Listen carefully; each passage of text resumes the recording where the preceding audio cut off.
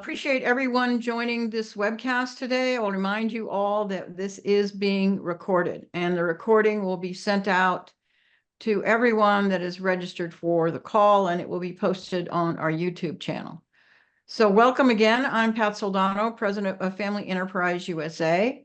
We advocate for generationally owned family businesses and their lifetime of savings at a national level in Washington, D.C. We represent all sizes of business, small, medium, and large, and all industries.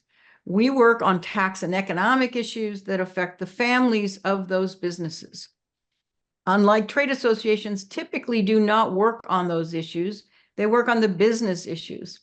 And that's why we have now partnered with over 9 trade associations, almost 100,000 members, working on the families issues of family businesses. And we really appreciate our partnership with those trade associations, in addition to all the work we're doing with the 40+ family business centers around the country. So today, I think this is a very interesting topic, especially to those of you in the family office space. And the topic is questions to consider before hiring a C-suite talent for your family office. And in this webcast, we're going to feature Linda Mack, a founder of Mack International. Linda and I have known each other for quite a long time. So Mack International is a premier executive search and consulting firm. We're going to talk about questions to ask to sides prior to launching a search, the one pivotal role you might lock in, how to sidestep those common pitfalls, and the surprising challenges presented by this new rising Gen Z and even these other generations, and what ways in which family offices might establish common ground. So Mack International, as I just said, is a premier executive search firm specializing in C-suite, retained executive search, and strategic consulting solutions to family offices, family investment firms, family enterprises on an international basis. Linda's clients range from first generation business owning wealth creators, entrepreneurs, building a family office for the first time, through multi-generational families of 6 generations or more. Her expertise across this spectrum enables the team to also help families anticipate and prepare for leadership and generational transitions, as well as establish effective governance, succession, and address other critical aspects to ensure long-term success and sustainability. Since founding the firm in 2002, Linda has built a reputation for guiding family clients to, quote, get it right the first time, every time, making sure each executive search assignment is embedded into a proprietary, holistic, and customized consulting process. So headquartered in Chicago since its inception, Linda has recently moved to West Palm Beach with her business, and her business takes her around the globe. So Linda, wonderful to have you join us today. Thank you so much. Thank you very much. And I thank Family Enterprise USA, which we're proud to be a sponsor of, for inviting me to be here this afternoon. Well, we really appreciate that sponsorship very much, Linda. And I just want everyone to know that Linda, as I said earlier, and I've known each other a long time, Linda is kind of the go-to person in the family office space if you are looking to hire a C-suite executive. So let's get right into the questions, and we're going to today's webcast is going to be structured in a way which I'm going to ask questions of Linda. We have some questions from some of those of you who registered, and you can put questions in the chat if you like, as well as the Q&A, and we'll attempt to answer those as we go through this hour. So Linda, let's start by this building a successful family office, and you use the analogy of building a house. So can you explain that analogy? Sure. I think as you think about building an office for the first time, particularly like a house, you don't just start building it brick by brick. You've really got to have a sense of what does this look like at the end. You know, you may have an architect, but you go through planning. You want to plan, what is a house? How many rooms is it going to have? So on and so forth. And you need a budget and so on and so forth. So same thing with a family office. Before you just start building it, you've got to really think about what is your vision for what this house is going to look like? Who are you building it for? What's your budget? What's your time frame? You know, in the case of the family office, you'll be thinking about what the organizational structure will be and a lot of other factors, which I'm sure we're going to talk about as we go through this conversation. But I think that the reason I like the house as an analogy is if you start building brick by brick, chances are you may have to dismantle and start over again if you haven't done the plan first in terms of what it's going to look like when it's finished and what it's going to cost. So I think it's a great way to think about building a family office and just pause and think about your plans first. I think it's a really good analogy. And to your point, you really need a plan and a big plan if you're building a house or you're hiring a C-suite executive. That's a huge step. So maybe you could give us a couple of questions that families should think about and being able to answer before they start building this house. I think the basic ones are kind of who are you building it for? And by that, I mean, is it for you today, your generation? Is it for future generations? You don't have to build it all on the same day, but that's your vision and your plan in terms of who are you building the house for in the future? Who are the scope of clients to be served? And that can be a little more involved question than it seems on the surface. What is the definition of a client? Is that just a bloodline family member? Is it their spouse? What about children? What about exes? What about a lot of things? So you think about who are the clients that are going to be served by this office that you're building. And then what are the scope of services you're going to provide to those clients? Again, that is a simpler answer on the surface than it might be when you really get into it. So for example, you know, we all think about finance, accounting, taxes, estate planning, investments, and so forth. What about bill pay? What about helping hire household staff? What about a number of things like that? So you've really got to be very, very thorough in your thinking about what the scope of services is. In many cases, that's a philosophical question as well. Do you want to teach the clients to fish for themselves, or do you want to fish for them? Many families take the position that the purpose of the office is to teach family members how to fish and maybe be a resource to them. In other cases, the family may want to do the fishing for them.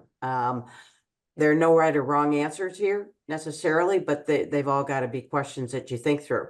And then finally, some of the questions preceding this cascade to what are you going to outsource versus provide from inside the family office?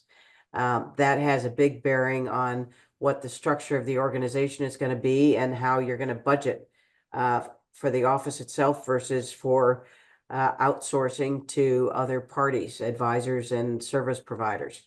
So I think those are key questions that, you know, again, going back to the analogy of the house, as you're working with the architect to be able to plan it out, those are the key questions you need to ask before you start building something and have to dismantle it. Yeah, and good point. And the house that you're going to build and the plan for that house is very important when you consider what that person that you're going to hire, that C-suite person, is going to be all about. What are going to be their strengths, their talents?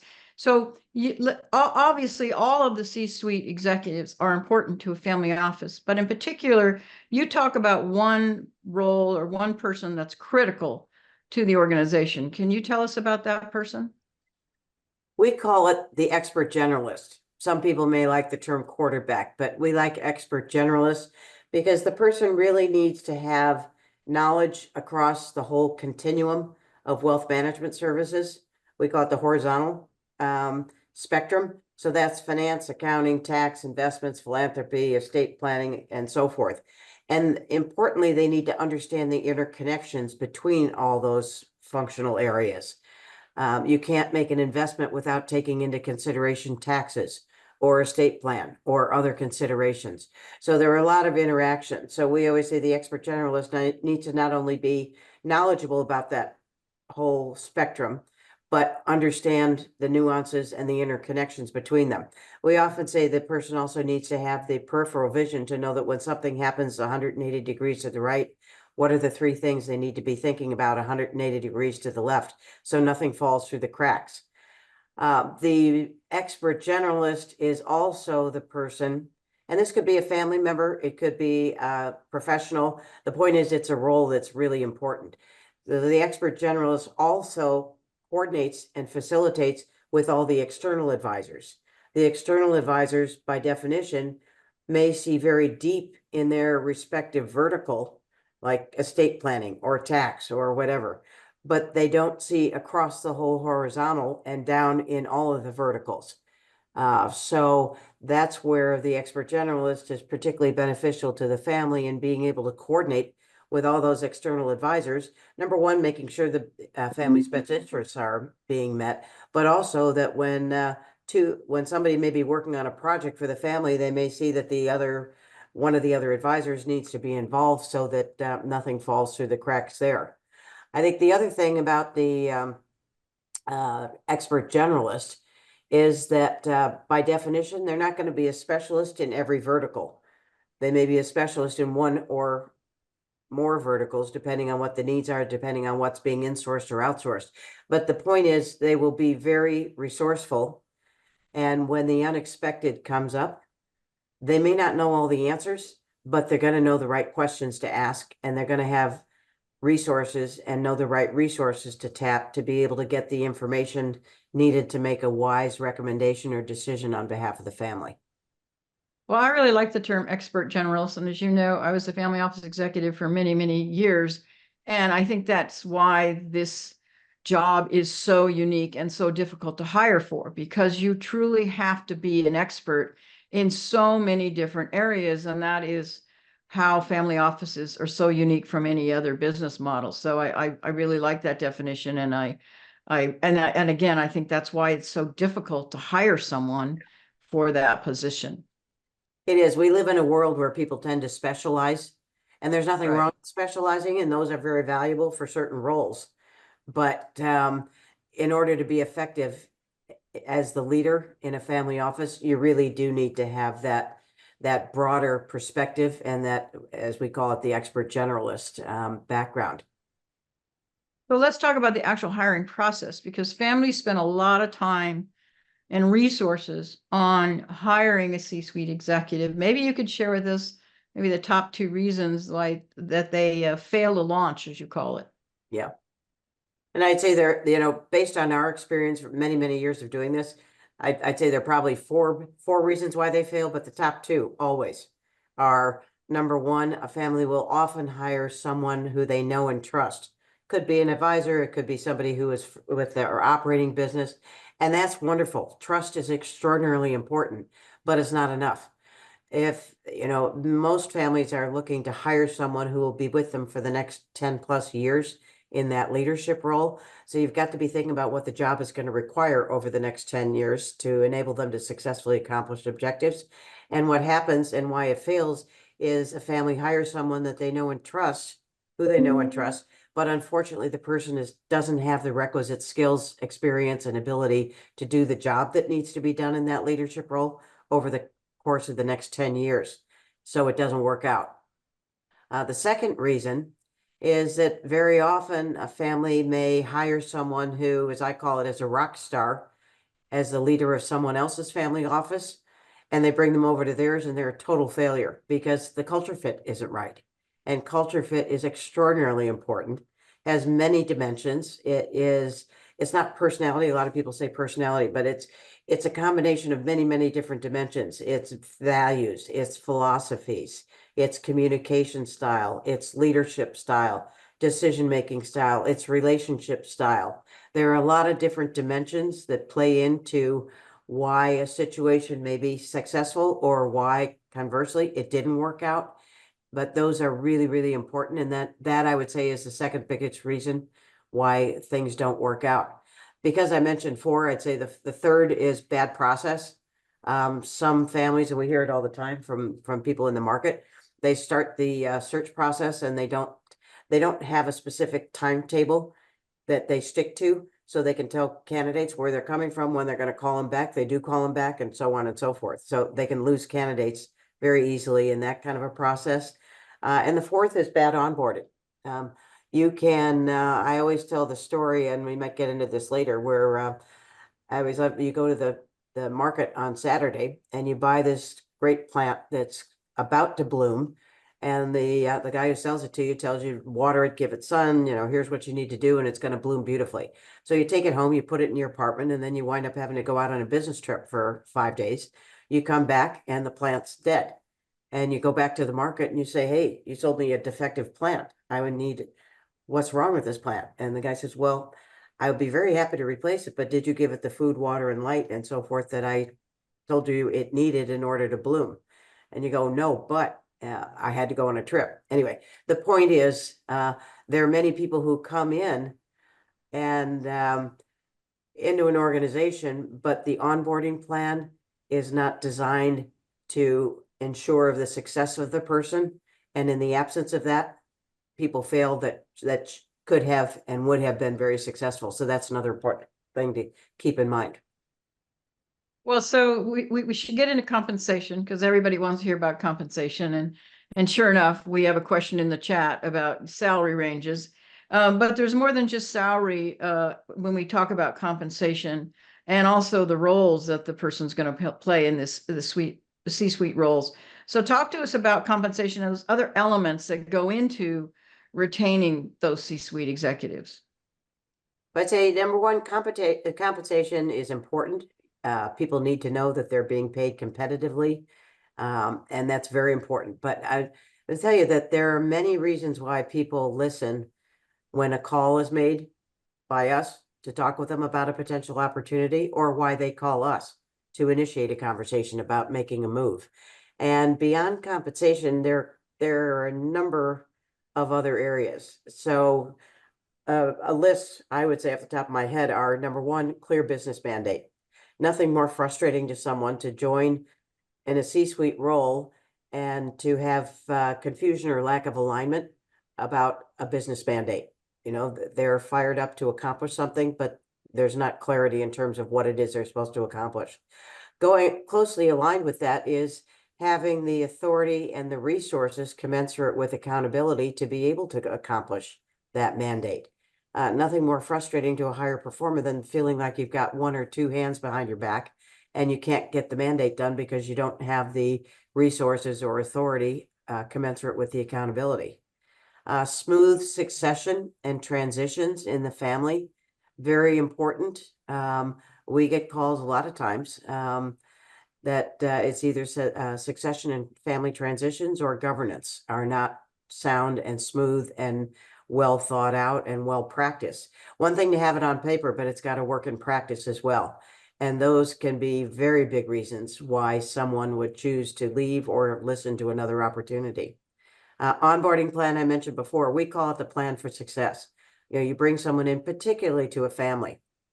If there's not a good onboarding plan to ensure the success, the person's got to own it, but the family's also got to own it and ensure that the person's going to be successful. Professional and personal growth opportunities are important to people. Any high performer, again, wants to grow and learn and continue to develop. A lot of the people we hire, one of the key characteristics families are looking for is someone who's intellectually curious, a consistent learner, and so forth. So providing support and opportunity for these people to continue to grow and develop. And on compensation, I'd say that, it needs to be competitive. And I think there needs to be a much better understanding and education around compensation out in the marketplace. There's a lot of surveys out there and a lot of people, I think it would be helpful to learn how to better read surveys and assess benchmarking. But it's not just comp. If the comp's way off, yes, that's going to be an issue. But all these other factors are equally as important, I would say, when someone listens to us when we're presenting another opportunity or they're initiating contact with us to talk about making a move from where they are. Let's delve into compensation and other benefits a little bit more. You and I almost started in this industry, and back then compensation was an issue because quite frankly, many family office executives were undercompensated because people didn't appreciate the expert generalists that you keep talking about and how difficult this job really was. And there was also things like, equity positions or ability to buy into deals and those kinds of things. Maybe you could just generally talk to us about where is compensation for family offices as it relates to let's say an investment firm or another similar organization? And what kind of other benefits are they looking for? Are they looking for profit sharing, equity positions? What other kind of benefits? I'd say, first of all, the trend is very much, number one, I think that the information available in the marketplace has greatly enhanced. People talk to each other. So, families are much more competitive than they used to be. I'd say that, it used to be maybe they call five people and say, what do you pay? What do you pay? What do you pay? I mean, and they kind of do their benchmarking that way, very informally in the marketplace. Today, it's much more professional. I think, information is much more readily available. There are family office compensation surveys out there.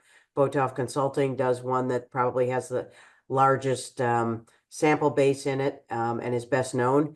But so there are a lot of sources of information out there. I would say that the other trend in the market is that there are a lot more people coming in from the institutional markets to the private markets today, and that's private business and private family office type situations.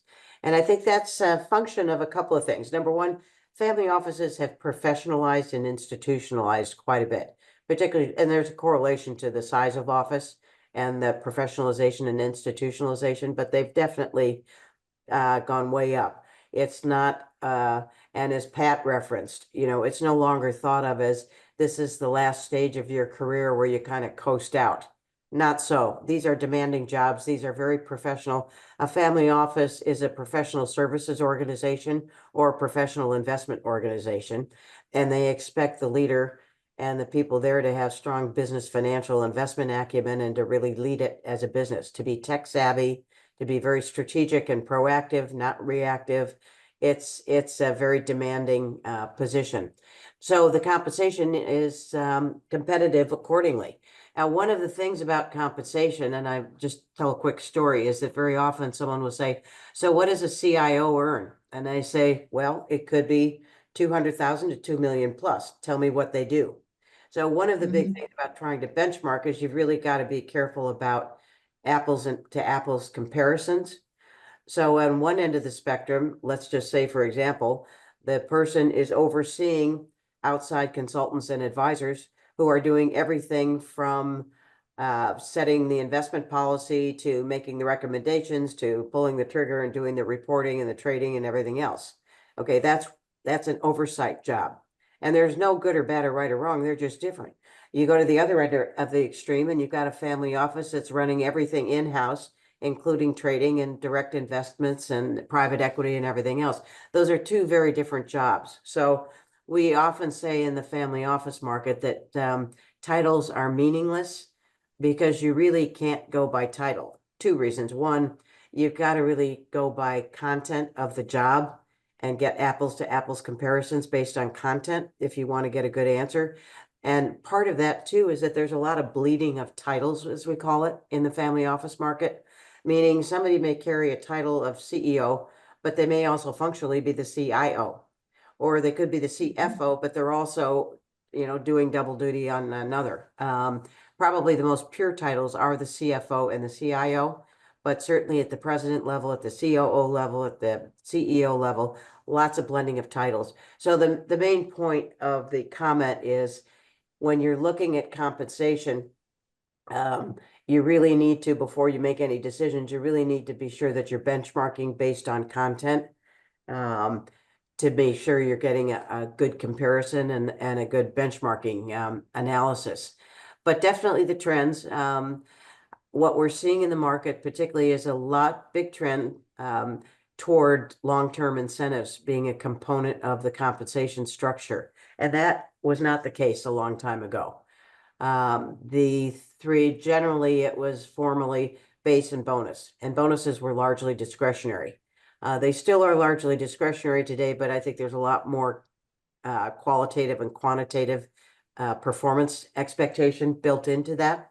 But the big thing we see more of a trend toward is incorporating long-term incentives.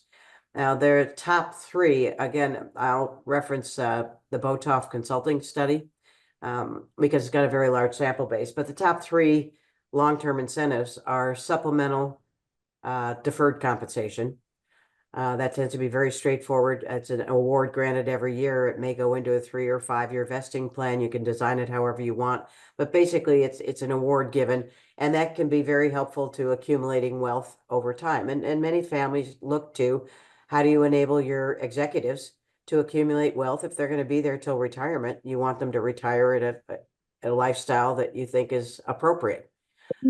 Second most common after deferred cash is co-invest. Co-invest is the opportunity for the person to be able to invest alongside the family with their own capital in investments that the family may be making. Typically, it's going to be on the same terms and pricing arrangement as the family has. It's a big benefit opportunity that families have to offer on the compensation front, because if somebody's working for, Northern Trust or to pick any name, any company, public company, they can't do that. So this is one big thing a family has, and one thing that's very attractive to attracting and retaining people is the opportunity to co-invest. Sometimes families will enable leverage along with that, meaning the family will make available to the person a loan, generally with recourse, but the loan is at the AFR rate. It's the lowest rate the IRS will allow you to charge and still be able to deduct it. And that enables the person, let's just say I have $100 to invest myself. I could borrow on that line of credit the family makes available to me to be able to leverage that. You got to be very careful there, because the things can also go down. But the point is, that's a benefit. Some families I would say that we work with do not allow leverage. They will allow co-invest, but they don't leverage. They don't believe in it, and they're not going to let any employee of theirs use leverage. So these are all philosophical questions that vary by family. Third most widely used is carried interest, and that is typically going to be where there are direct investments. So as the family is making a direct investment or a private equity investment directly, they will let the person have a share of the carry, typically above a certain hurdle rate, that they will get when the investment realizes. There are some families who have put some vesting provisions in the co-invest, because everything always has two sides to it. So let's just say carried interest. The other side of the coin there is that's great that you get a percentage of the interest in the equity deal that they're going into. The negative side of that coin is, when are you going to get it? Well, not till it's sold.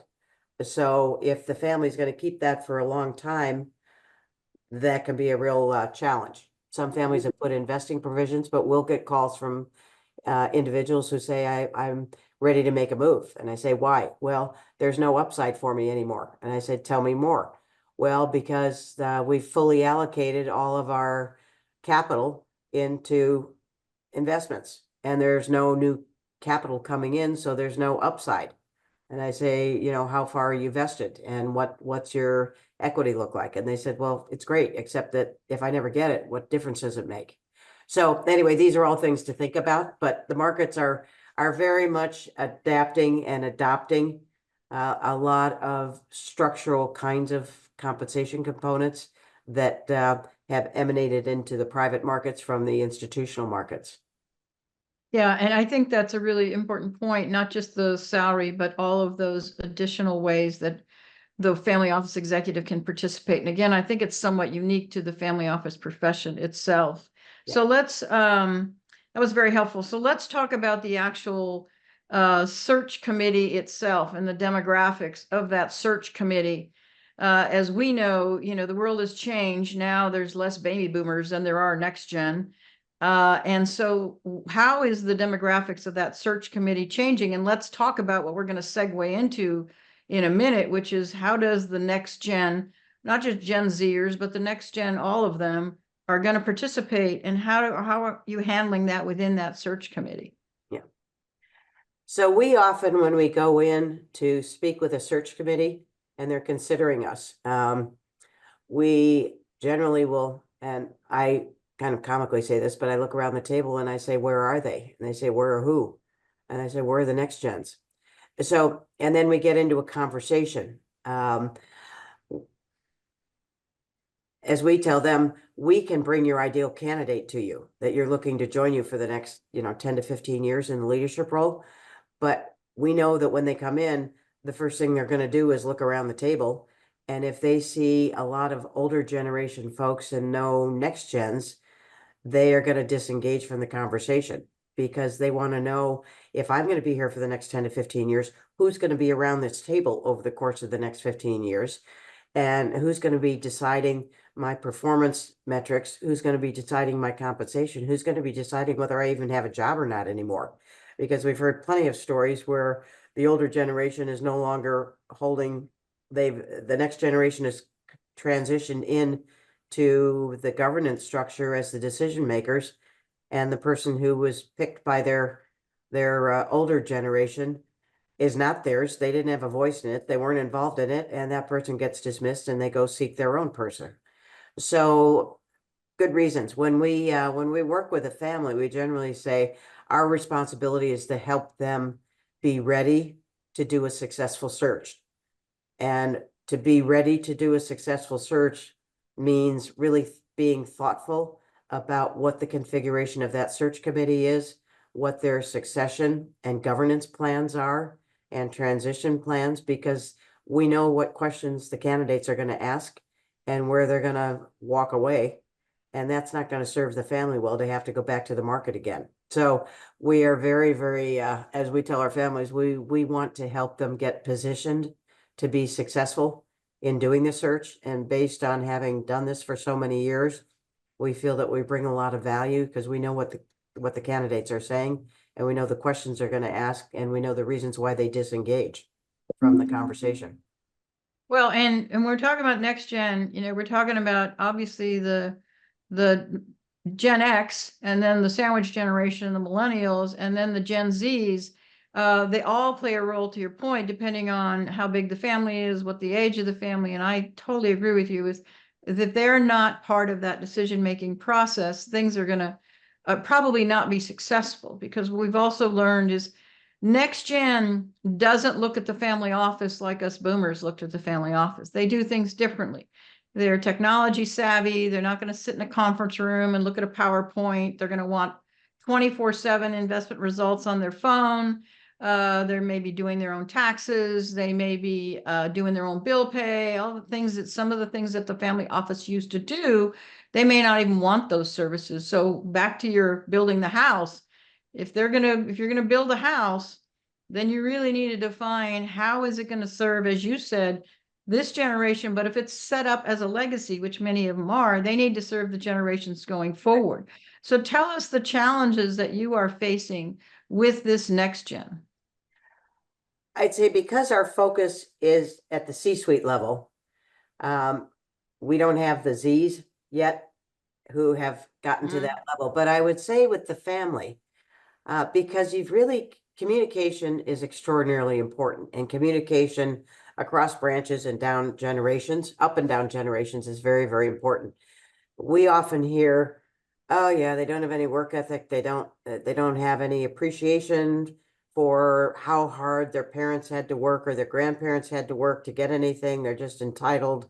I heard one funny way of putting it. They were born on third base and they think they ran the three bases to get there, but they didn't. They just got it. So, but I think that, it's one thing to dismiss them, but it's another thing. And I think those who are successfully navigating the challenges here are the ones who are really listening, and engaging them. You kind of have to meet them where they are. What will get them interested? What will get them wanting to participate? It may be an internship. It could be, but I talked with a young Zer this morning, and they were using terminology. They've been brought into the fold by their parents and grandparents, and they're using terminology about governance and so forth that was very surprising. It was a great conversation, but I think it's engaging and it's listening, and it's not, they're not going to do it your way, so they're going to resist. And the last thing you want is for the family office or the family to break up and they say, you know what, I'm out of here. I'm going to go do it myself or whatever. So I think, like anything else, it's like the family dinner conversation or example I used to always give is, when you were at the family table for dinner every night, you talked about things. It was an hour to talk about things. You could disagree about things, but you were communicating. And today, everybody's going in different directions. Everybody's busy. Everybody's, we talk to so many families, they don't have time to meet anymore. They do it on Zoom.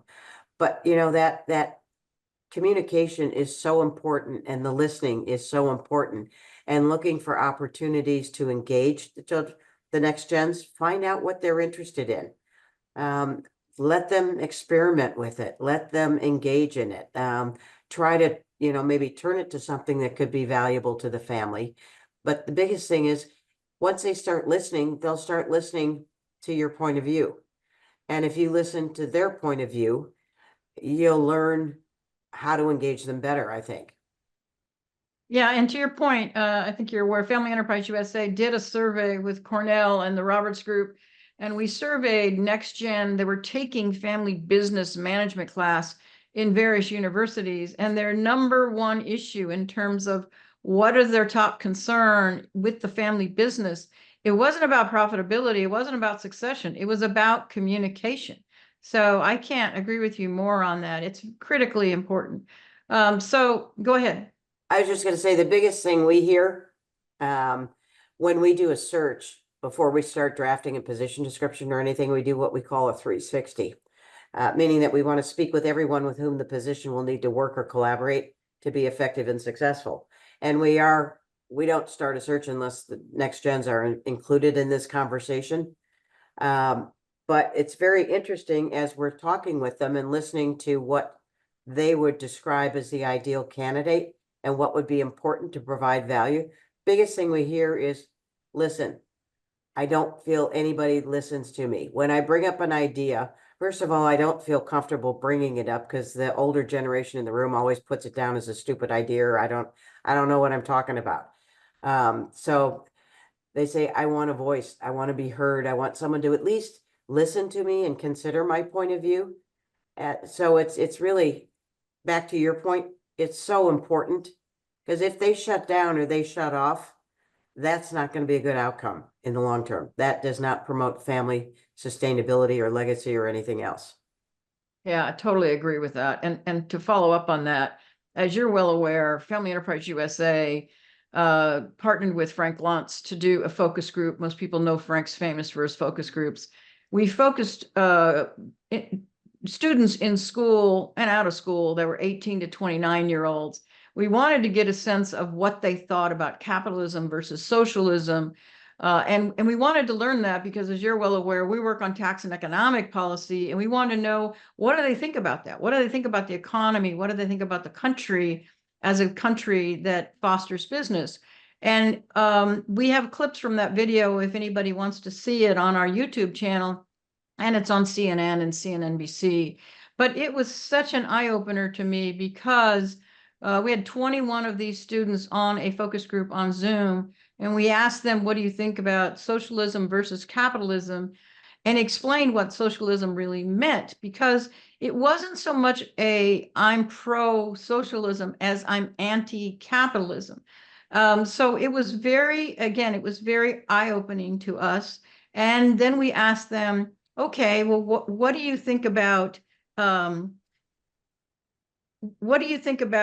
social meritocracy versus equality? And there was an inconsistent answer in what they told us, because they said, we gave the example, Frank gave the example of, if you think you're a waiter, and if you're working as a waitress and a waiter and you get tips, should that tips be pooled, or should they be distributed as you earn them? And 100% of these students said, I think they should be distributed as you earn, so they should not be pooled. And yet we said, do you understand that is, meritocracy? And that is what the United States is built on, and that's what capitalism is built on. And once again, it was a disconnect. So I'm bringing that all up because I wanted to know, what are you hearing about the challenges within those groups, and how to talk about business with the next gen, because many of them are anti-business and anti-capitalism. I happen to be a huge proponent. I grew up in a third generation family business. I'm a sponsor of Family Enterprise USA. I work with families for a living. I am such a proponent of families, family business. I love to tell stories all the time. I'll tell you two quick ones. One, we have a client who they were rescued from Auschwitz. The end of the war, the whole family had been killed. They were the last one alive.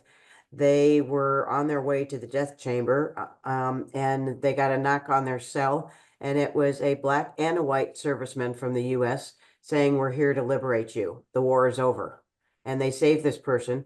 They got him to New York, and he is now on the West Coast and a multi-billion-dollar real estate developer. Put his head down, absolutely says this is the land of opportunity like no place else in the world. And believe me, this person did not come from wealth, did not have entitlement. Nobody helped them. He built it himself.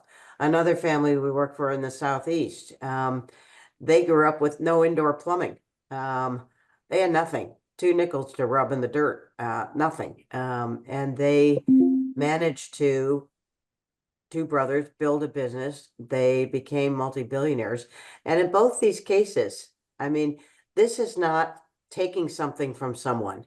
They did it the hard way. They built it from scratch. They inculcate values in their families around how valuable the U.S. opportunity is, about values, about giving back, about philanthropy. One of the common traits we see in all the families we work with, they're good to their employees. We've talked about this, Pat, is that when the economy gets bad, when there's a recession, the families tend to hold on to their employees. They don't cut them and slash and burn like, I mean, a lot of the big public companies do. They're more aligned with and more, they treat their employees like extended family. They're good to their communities. They're very philanthropic. So I would say too, I think we see well, I think there are way too many examples out there of people like, pick them in Hollywood or on Wall Street or something, and they're flashy and fancy and they've got big planes and so forth, versus the private families and how they built. We're doing a search now for somebody who is going to come into a lot of wealth. They didn't have 2 nickels to rub to their name. It happens to be in the oil and gas industry, and they were in the oil patch. Never have had any liquidity, and now they will have liquidity. And what they care about is being able to preserve and protect it for future generations and do something philanthropic with it. So I think, back to your point, I think that I think there's a lot of pop culture out there that talks about capitalism as bad. I would say if you talk to virtually anyone around the world, they say that we are so blessed to have live in the land of opportunity. And I mean, people can make it. They can get an education. In this country, there is capital looking for good ideas. People can get financed to build something. A lot of where these people came from, that's how they got it. So, Yeah. Well, and I think somewhat in their defense on this particular focus group, many of these students and young people were suffering because they've got student debt. They're working 2 and 3 jobs. They can't pay their rent. Inflation and other things have created problems for them. And I get that. And so they blame capitalism to some extent. But I want to bring this conversation back into how are the family offices dealing with next gen? Are they generally doing, as you say, which is involving them and communicating with them? Or are they just starting to do that? Or do they get it? Or is it still a hurdle? I think it depends on the family, like anything else, depends on the family. I think the sooner you start to get them involved in something, the easier it becomes. So we know families that when the kids all start, they start with a value system that parents inculcate in them. So they know that, for example, there's one family we know, there will not be any distributions from any trust until they're in their late 30s or early 40s. Every child, when they are young, knows that this is just the way the family works. So they're going to have to buy their own house, the first house, and buy their own first car, and they're going to have to struggle, and that's the whole point of it. But they've grown up that way. There are other families that have grown up that way.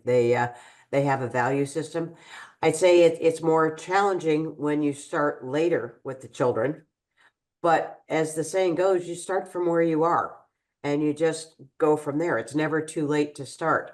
So I think it's just finding ways to mentor, to engage in conversation.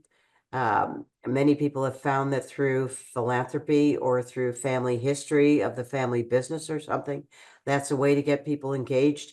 You got to make it fun and interesting. A lot of the younger generation may not be excited about investments. They may be more excited about philanthropy or something else. So you got to find a hook that's going to engage them and mentor them and bring them into the fold. And I think that it can be more challenging the older they are, but who doesn't want to be invited to be included in something and to have their voice heard?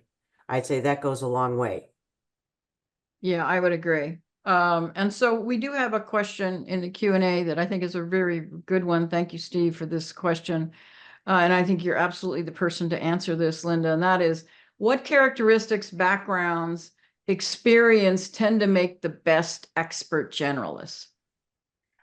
First of all, by definition, that they got to have a broad background. They didn't just grow up in a silo.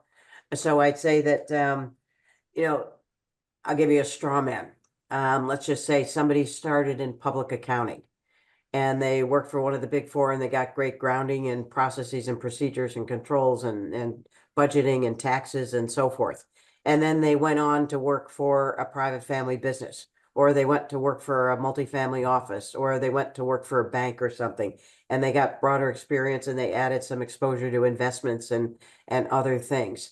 They got client facing experience and so forth. Because at the end of the day, that job of the expert, the head of the office, is going to be, on the one hand, they're responsible for building and leading a successful professional services business that is delivering services to the family clients such that those clients want to do business with the office.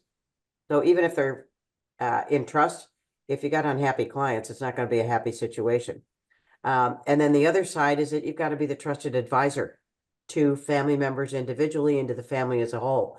So I would say you back up from there and say you want to have good grounding in that finance, accounting, tax. Many people will have gotten it early in their career. They may have gone to a consulting role. They may have gone to a financial institution or an investment place, and they've gotten a broader experience there. They've gotten client experience so that they've got that trusted advisor experience, but they've been in several places to be able to broaden out their background. And so that's how I would answer the question. Yeah, I think that's a great answer.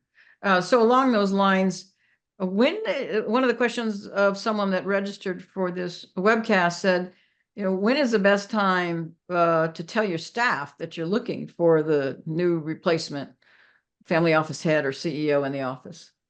Well, I guess the question I would ask there is, does the CEO know? Because I would assume, because I might answer the question differently, but I'd say that let's just assume, I would never advise you to go out to market on a search. Some people do it, but I'm not an advisor of it, without the incumbent knowing that they're going to be replaced. Things just aren't private out there. Someone's going to find out, it's going to boomerang on you, and we've seen some very sad stories. So having said that, and let's just say, assuming the CEO is going to be moving on to another opportunity or retiring or whatever the case may be, I think as far as when is the best time, and maybe the person who asked the question, okay, I see, yes, he knows. Okay. So that makes it much easier. I think that, you don't want to cause disruption, but I think you've got to assume that people are pretty good about handling information if they know that there's a plan. Okay. So we talk to, as part of our 360s, when we're doing a search for a CEO, for example, we talk to the staff people and we are getting their input about what that ideal person would look like and who could bring the most value. And then we're also explaining what the process and the timeline are, so they know what's going on and they're not worried or upset about, where does that leave me? I'm not sure exactly where your question was heading, like, where does that leave me? Would I be a potential successor or any of those kinds of things? If the person is a potential successor, we like to include them in the mix. And with total respect, treat them like any other candidate, put them through the full interview and evaluation process.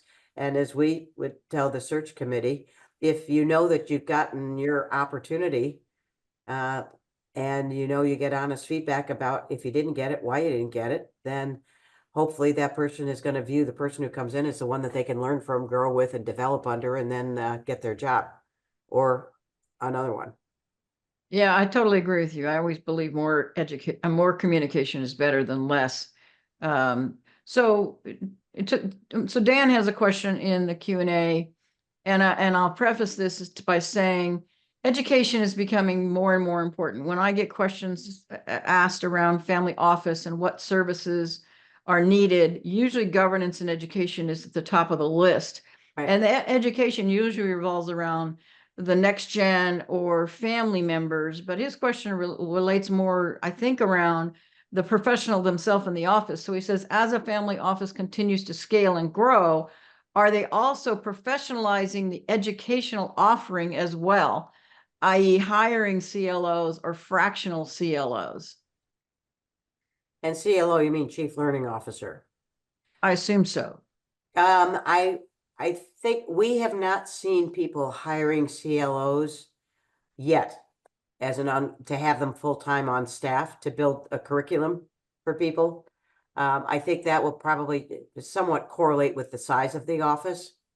But I think that there are many ways to access it. And I think somebody in the office, that would be the job of the expert generalist, if nobody else, the leader of the office, to be thinking about how to continue to develop staff and provide educational opportunities so that they grow and develop. And that could be through, I think the more structured and organized, the better, not just slipshod, but to have a focus and a strategic plan around it. What should they be developing in terms of skills? Where? Do you bring in a consultant and teach in-house? Do you send people to external education, seminars, whatever? And that goes for family as well. What kind of educational opportunities and development needs do they have? And how do you build either a curriculum in-house or use external resources to either come in-house and teach it or send people externally to get the education? So I think there are a number of different solutions around there, but I think it's important. Yeah, I agree with you, and that's a great answer. So talking about where we are with the world today, the world has become much more diverse. Families are becoming more diverse.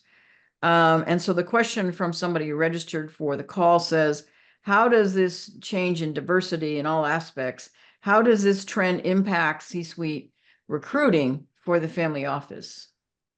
I'm sorry, can you repeat that? How does the trend? So how does this, diversity that we're facing and this kind of pressure to address diversity, and especially if the family's diverse, how does that impact the hiring for that C-suite executive? I think it's your strategy to go to market. So I think if you are seeking, whatever your criteria are that you are going to market, and if one of those important criteria is diversity, and that could mean a number of different things, but whatever that is, you need to be sure that you are mounting a strategy in the market. If that's what you're looking for, where are they? So that's how you're going to map out your strategy for how you're going to find the person. You first define exactly what you're looking for, and that's going to be experience and skills and qualifications and so forth. And then when you include the diversity component, and I think you include that as the criteria, and that then transcends into the strategy of where you're going in the market. Now, if you find a limited market with whatever criteria you're defining, then you've got to either expand your market or relax some of your requirements to enlarge the market of possibilities for you. Some families, for example, may diminish their market so much because they say, I only want someone who lives within 50 miles of here. Well, you know what? That's going to be a very limited universe. And then add that some of the other criteria, or whether it's diversity or not, somehow you've got to, as we're working with someone, we want to know exactly what we're looking for, map out a strategy for it, and then try to make that universe of possibilities as large as it can possibly be. And we say you can always cut it down later, but make it large so you've got a high chance of success in getting a hit. Yeah, that's a really good idea and a great suggestion. So we're almost out of time. We have one last question. It's from Steve. Again, another great question, Steve. So he says, what type of family office do you see becoming the most popular in the single family office space? Oversight, outsourcing, financial only, compliance only, or full service in-house? I would say the short answer, and it's not being facetious, but when you've seen one family, you've seen one family. I think the model that's going to serve the family best is the one who goes through that thought process that we talked about at the beginning, and they decide on what house is going to best serve them. Are they going to rent it? Are they going to buy it? Is it going to have 3 bedrooms or 2 bedrooms or whatnot? But I really do think that when we work with any family, it's going through those questions and it's trying to think through from the family standpoint what is going to best serve them and best serve them short term and long term. Because, for example, you may decide to outsource things short term. You get a big liquidity event. You're not going to decide on everything day one. Just park it. Get some good advisors and get things stabilized. And then you can decide later on. Investments is the biggest thing. Outsource it for the time being. And then if you decide to insource it, you can always do that later. But to insource something prematurely and then have to dismantle it that's the worst place to be. Yeah, that's a great suggestion. So, Linda, we're out of time. Really appreciate this conversation. I'm glad we had some good interaction here from everyone that was attending. So appreciate your time. Appreciate everyone else on this webcast today. Thank you. Thank you, Pat. Thank you, everybody who joined this afternoon. And thank you, Feminine Enterprise USA. You're very welcome. All right, everyone, have a great rest of your day. Take care.